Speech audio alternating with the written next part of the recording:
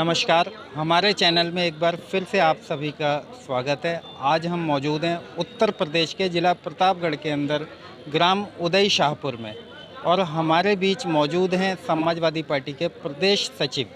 और आने वाले चुनावों में उनकी क्या रणनीति रहेगी, जानेंगे सीधा सचिव जी से। हमारे चैनल में आपका बहुत बहुत स्वागत है। जैसा कि चुनाव काफ़ी नज़दीक हैं, हमारे दर्शक जानना चाहेंगे आने वाले चुनावों में, विधानसभा चुनावों में आप जनता के बीच किन किन मुद्दों को लेकर जाएंगे, क्या आपकी चुनावी रणनीति रहेगी आपकी पार्टी की। धन्यवाद। जहाँ तक समाजवादी पार्टी का 2022 के चुनाव में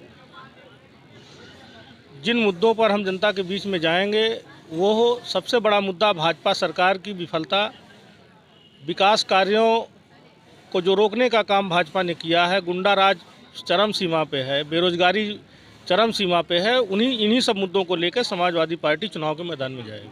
सर, जैसा कि आज का वोटर जो है, आम आदमी महंगाई से बहुत ज़्यादा दुखी हो चुका है, और अभी उपचुनाव के होते ही बीजेपी की करारी हार हुई है। उस हार के पश्चात एकदम से डीजल पेट्रोल के दामों में थोड़ी बहुत गिरावट आती है, तो ये जनता में क्या संदेश जाता है इस चीज़ को? कि महंगाई को लेकर जनता का जो आक्रोश था, इन उपचुनाव में जनता ने उसको प्रकट किया, जिसके परिणाम स्वरूप भाजपा की केंद्र सरकार ने वैट घटाने का काम किया, प्रदेश सरकार ने भी वैट घटाया है। 22 के बाद जो महंगाई भाजपा लाई है, उसको वापस करने का काम जनता चाहती है, उसी के लिए वोट करेगी। जैसा कि अभी लखनऊ के अंदर काफ़ी आवेदक थे, जो शिक्षक भर्ती के आवेदक थे, जिन्होंने आवेदन किया था, उनका कहना यह है कि मौजूदा सरकार ने हमारे साथ बहुत अन्याय करा है। केशव जी को देख के हमें काफ़ी उम्मीदें थी। उनके बारे में दो शब्द आपसे सुनना चाहेंगे। देखिए, जहाँ तक शिक्षकों की भर्ती का मामला हो या अन्य भर्तियों का मामला हो, आरक्षण को समाप्त करने की जो पॉलिसी भारतीय जनता पार्टी लाई है, उसके विरोध में पूरे समाज के लोग आक्रोशित हैं, और समय आने पर मूल ब्याज सहित भाजपा को लौटाने का काम करेंगे। जहाँ तक मौर्य समाज की बात है, या माननीय केशव मौर्य जी के उप मुख्यमंत्री होने की बात है, तो उप मुख्यमंत्री कोई संवैधानिक पद नहीं होता।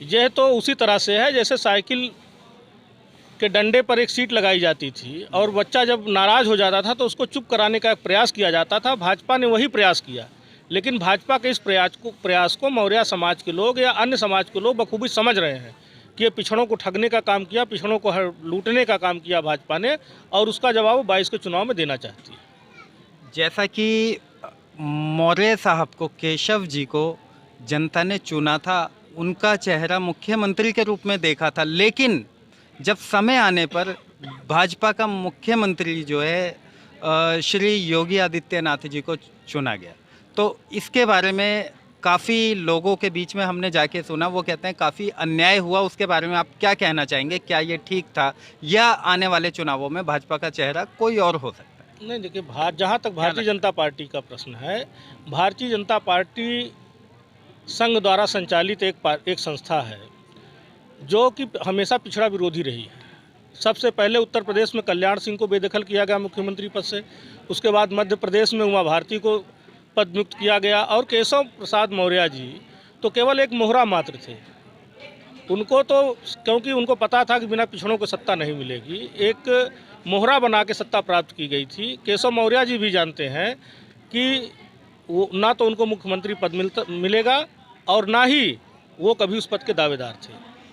रही बात भविष्य की, तो काठ की हांडी बार बार नहीं चढ़ती है। अब भारतीय जनता पार्टी चाहे जो कुछ भी कर दे, यहाँ तक कि अगर योगी जी को हटा के केशव जी को भी मुख्यमंत्री बना देती है, जिस तरह से उन्होंने उत्तरांचल में किया है, तब भी यहाँ पर कुछ होने वाला नहीं है, क्योंकि यहाँ की जनता मन बना चुकी है इस पिछड़ा विरोधी और दलित विरोधी सरकार को हमको उखाड़ के फेंकना है। जो छात्र केशव जी से काफ़ी उम्मीद रखते थे और उनसे मिलने की कोशिश की, तो उन पे लाठियाँ भांजी गई, तो उन छात्रों को आप हमारे चैनल के माध्यम से, उन आवेदकों को क्या संदेश देना चाहेंगे, जिससे कि उन्हें काफ़ी तसल्ली मिले? देखिए, केशव जी से उम्मीद करना ही नाकाफ़ी है, क्योंकि केशव जी को ना तो जानकारी है, ना तो पावर है।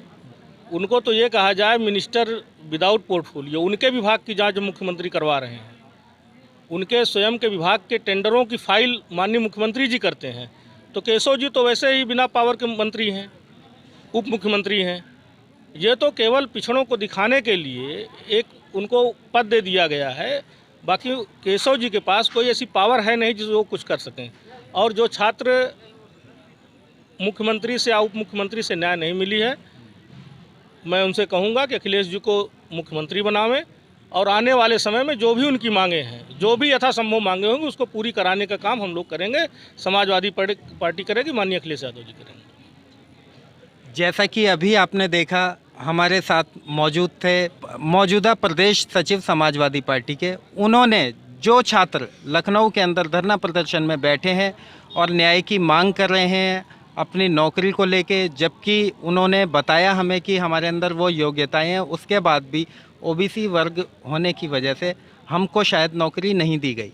तो उनको श्रीमान जी ने काफ़ी तसल्ली दी है हमारे चैनल के माध्यम से। यदि समाजवादी पार्टी भविष्य में सत्ता में आती है तो उनकी मांगों को ध्यान में रखकर जो योग्य होंगे, जो पात्र होंगे, उनकी मांगें पूरी की जाएंगी। ऐसी ही तमाम खबरों के लिए हमारे साथ बने रहिए। मैं आकाश मौर्य, न्यूज़ 24 मीडिया के लिए। धन्यवाद।